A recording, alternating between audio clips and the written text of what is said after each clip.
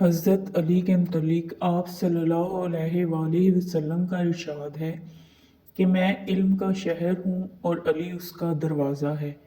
جناب علی علیہ السلام نے علم سیدھا معلم کائنات محمد مصطفیٰ صلی اللہ علیہ وآلہ وسلم سے سیکھا اور آپ کی ساری زندگی آپ کے ساتھ رہے۔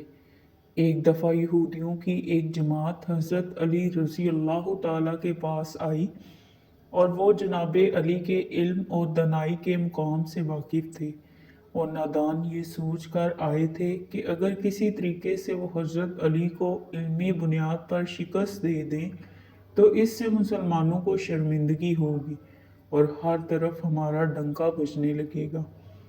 چنانچہ اس جماعت نے منصوبہ بنایا کہ ہم حضرت علی علیہ السلام سے مشکل سوالات کریں تاکہ وہ ان کا جواب نہ دے پائیں۔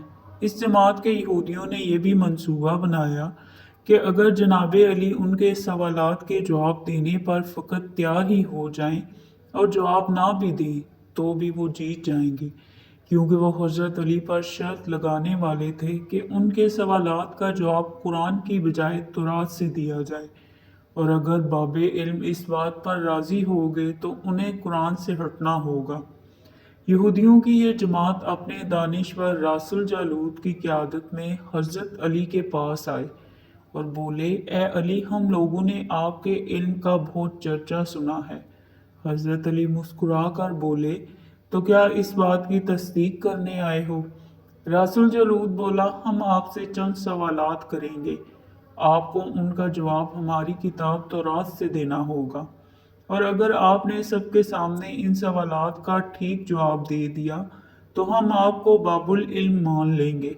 حضرت علی نے یہودیوں کا چیلنج قبول کر لیا اور بولے، اگر میں تمہارے سوالات جو کہ میں ابھی تک جانتا نہیں ہوں کہ کیا ہیں ان کے جواب دینے میں کامیاب ہو گیا تو کیا تم لوگ اسلام قبول کر لو گے؟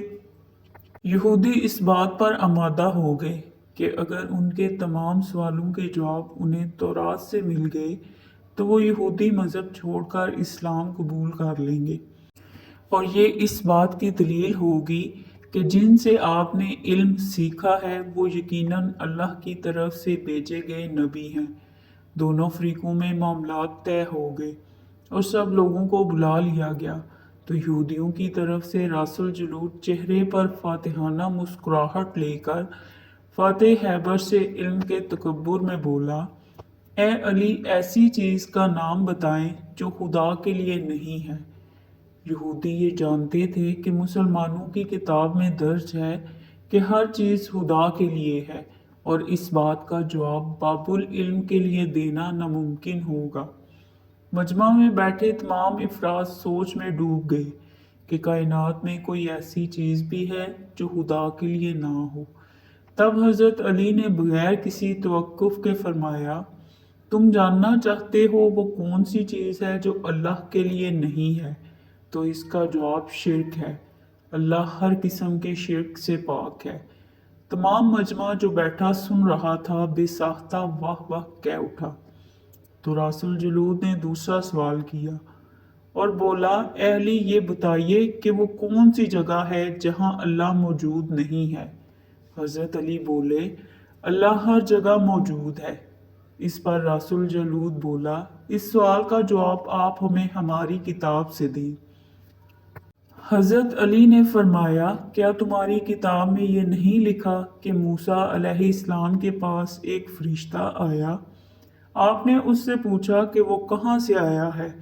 تو اس نے جواب دیا کہ 7ویں آسمان سے آیا ہے۔ پھر ایک فرشتہ آیا اور اس سے پوچھا کہ وہ کہاں سے آیا ہے؟ تو وہ بولا کہ وہ زمین کی 7ویں گہرائی سے آیا ہے۔ موسیٰ علیہ السلام نے دونوں سے سوال کیا، تمہارے قریب وہاں کون تھا؟ تو وہ بولے، ہمارے قریب وہاں ہمارا رب تھا۔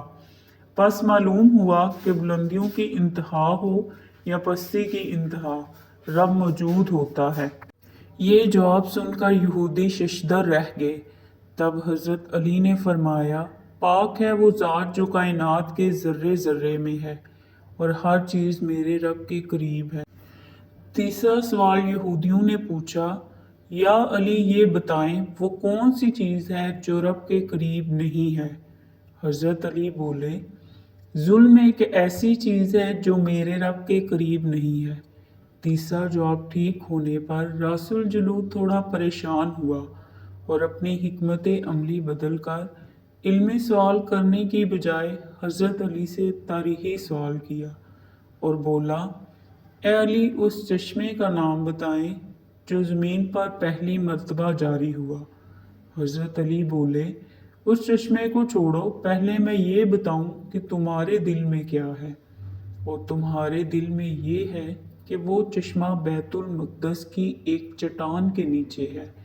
راس الجلود کے منہ سے بے ساختہ ہاں نکلا تو حضرت علی بولے آج اپنی اصلاح کر لو، کیونکہ زمین پر بہنے والا پہلا چشمہ وہ نہیں ہے جسے تم سمجھتے ہو، بلکہ زمین پر بہنے والا پہلا چشمہ وہ ہے جس سے حضرت خضر نے پانی پیا تھا اور اس سے آب حیات جاری ہے۔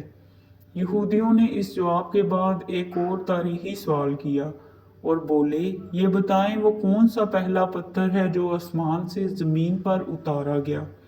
اس سوال پر حضرت علی بولے تم لوگوں کے ذہنوں میں پہلا پتھر وہ ہے جو بیت المقدس میں نصب ہے، لیکن تم یہ بات بھول جاتے ہو کہ خانہ کعبہ بیت المقدس سے کہیں پرانا ہے اور حجر اسود اسی وقت نصب کیا گیا جب خانہ کعبہ پہلی دفعہ تعمیر ہوا تھا، اور وہی پہلا پتھر ہے۔ یہودی آپ کے جوابات سن کر ہمت نہ کر سکے کہ انہیں غلط قرار دے، کیونکہ آپ ان کے جوابات انتہائی دلیل کے ساتھ دے رہے تھے اور ان کی اصلاح بھی کرتے جا رہے تھے۔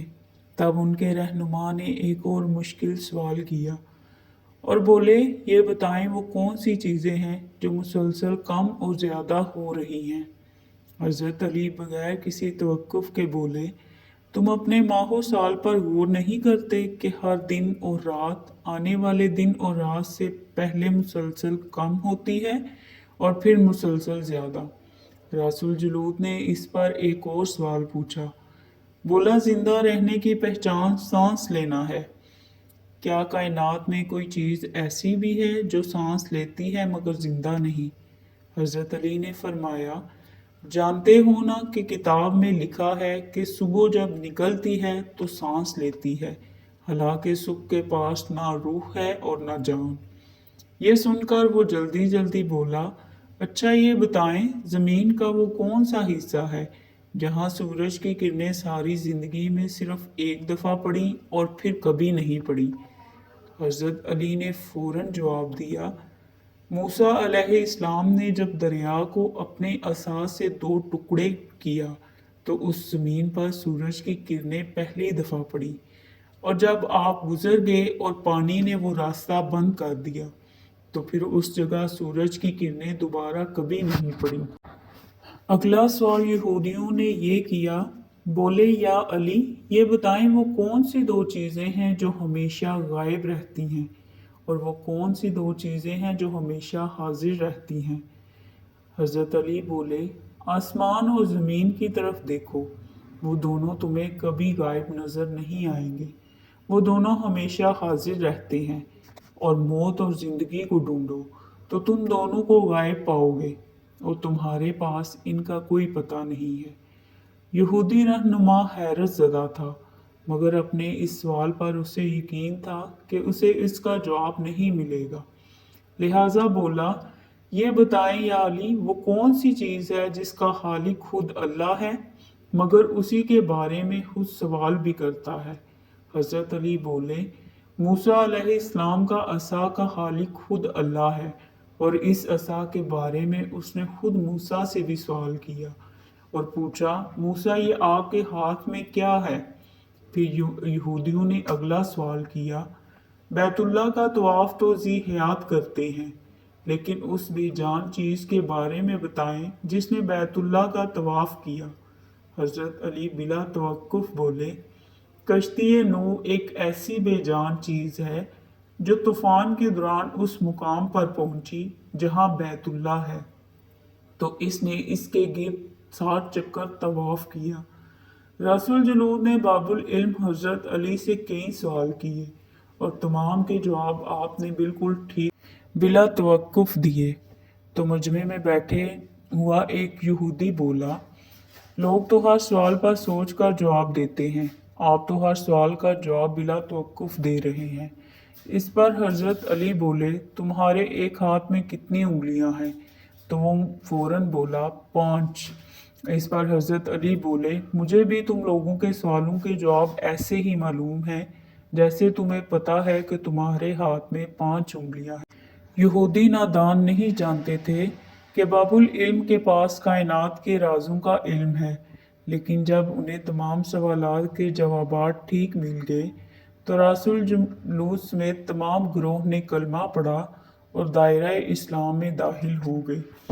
वीडियो अच्छी लगे तो लाइक कर दें, चैनल को सब्सक्राइब कर दें और बेल आइकन को प्रेस कर दें ताकि हर आने वाली नई वीडियो का नोटिफिकेशन आपको मिल सके।